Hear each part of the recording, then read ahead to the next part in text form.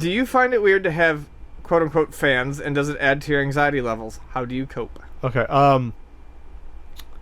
It's not weird to have people that are a fan of your work, because that's the reason you put yourself out there to begin with, because you want people to enjoy what you do. So if you don't, we already come from two different camps, but continue. Well, then why are we doing this then? If people think people are enjoying it. Well, because we started. Continue. I'll finish. So, does it add to your anxiety levels? No, I have the type of personality where I guess I'm easygoing enough that it doesn't bother me if you hate what I do. If you love it, it's great. But it doesn't make me anxious knowing that someone likes what you do, because again, that's why I do it. You have to have an ego in some small level to put yourself out there in any performance. You have to realize that I know that people want to see me do this, that I'm talented enough that people want to see me do this. So inherently, knowing that you can have fans of your work, that's sort of built in that respect of knowing that. So for me, it's not really an anxiety level. That said, there are fans that are scarier than others. I'll just say that. There are fans that don't know, quote unquote, how to be fans. Don't know where the line is. That because you're a fan doesn't mean that we should be hanging out. You should know about my personal life, or that you should be involved in my personal life. So there's that there too. But as long as that both sides know there's that sort of line, then it's fine in theory to me. For me, and I think Pat took my quick little comment the wrong way. I did not do this because I needed to develop I wanted to develop a fan base. I did it because, quite frankly, I thought sitting down and just shooting the shit in a structured way with Pat would be an amusing way to at least blow a couple of nights until we decided we were doing this more seriously. The fact that I have gained listeners who enjoy my outlook is pretty cool, and it's made the internet a fun place to be. I've met a lot of really nice people. Does it add to my anxiety levels? Yes, 100%. I'm a fairly private person. I mean, I don't do much more besides this podcast on the internet. But it's not a bad anxiety, and I don't want people to think they can't come up and talk to me, because they can, and I enjoy it. It's kind of a good anxiety. It's one of those things that makes me confront my fear of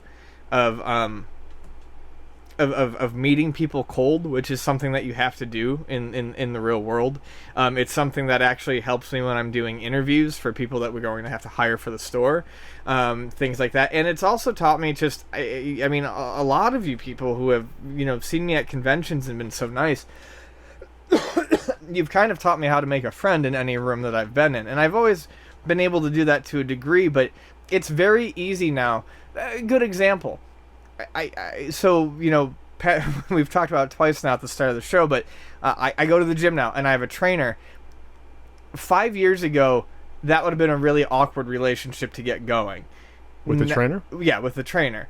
Now, because I'm more comfortable with just talking to people I don't know, because of people I've met at conventions, my trainer and I were hitting it off by the end of the first day. So, yes, it does add to my anxiety levels. I'm not going to lie. At too many games, Saturday was signing and gifts and nice people from all day, from 10 until 7. Oh, that was a marathon. And I had to fucking sneak away and have a fucking cry because my nerves just couldn't handle it anymore. Okay, didn't know that happened. Well, now you do.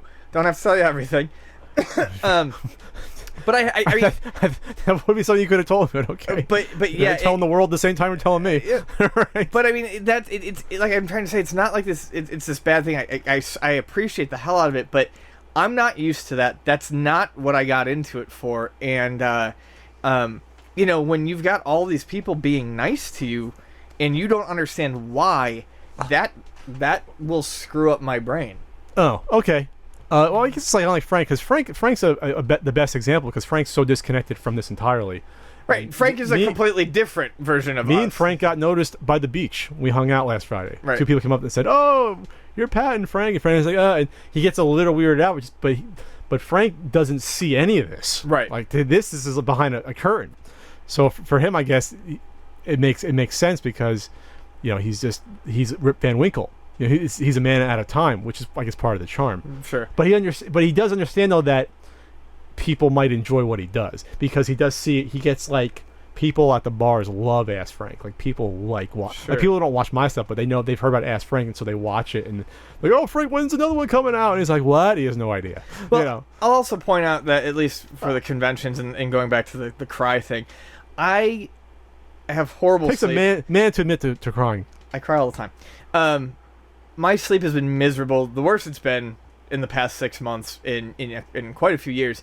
And when I'm at conventions, I sleep even less. So I'm already an emotional mess at that point because I'm just not fucking sleeping. I'm getting an hour of sleep and then meeting people for 7 hours. He does like to party a little bit during the conventions.